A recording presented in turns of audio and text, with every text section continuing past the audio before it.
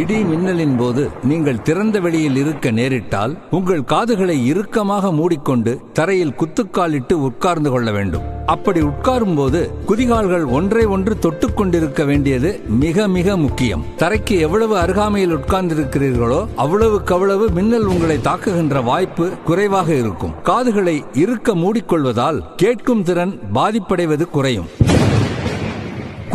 குதிகால்கள் ஒன்றை ஒன்று தொட்டுக் கொண்டிருந்தால் மின்னல் தரையை தாக்கும் போது உருவாகும் மின்சாரம் உங்களின் ஒரு காலின் வழியாக புகுந்து இன்னொரு காலின் வழியாக வெளியேறிவிடும். இல்லை என்றால் அது உடல் முழுக்க சென்று உயிர் பாதிப்பை ஏற்படுத்தும்.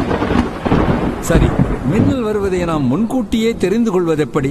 முன்னறிகுறிகள் எதுவும் இல்லாமல் மின்னல் தாக்கும். மின்னல் தாக்கும் போது நாம் செய்யக்கூடாதவை: மின்னலின் போது கூட்டமாய் சேர்ந்து நிற்கக்கூடாது, குடைகளை உபயோகப்படுத்தக்கூடாது, அதன் வழியாக மின்சாரப்படுத்தக்கூடாது, அதன் வழியாக மின்சாரம் பாயக்கூடும்.